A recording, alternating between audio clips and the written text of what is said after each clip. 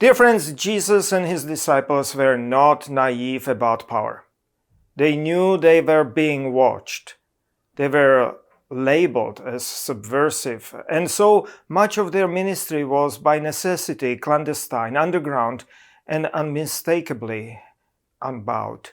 Anyone who has lived under political or religious oppression recognizes these patterns immediately.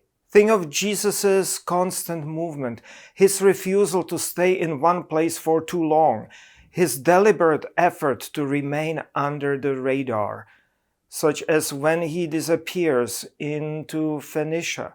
But nowhere is this more revealing than in his ministry around the Lake of Galilee. When Jesus called the fishermen, we are told that they left their boats behind, and yet that was clearly not the whole story here. Throughout the Gospels, the boats keep appearing. Jesus teaches from a boat. He teaches in secluded places along the shore. He crosses the lake at night and stills the storms. Even the lights of cities on the hills above the lake guide them like lighthouses.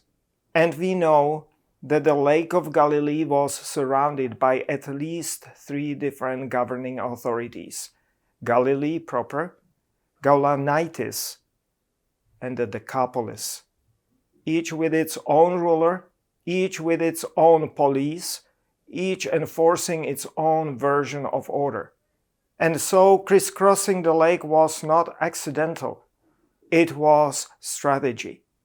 Teaching from a boat, appearing out of morning mist and vanishing into the evening shadows, retreating on the lake where horsemen could not follow. This is how the fishermen kept Jesus alive long enough to teach, to heal, and to gather a movement that would shake the world. No, they did not leave their boats behind. They transformed them into floating sanctuary, mobile spaces of refuge, resistance, and ungovernable love and hope.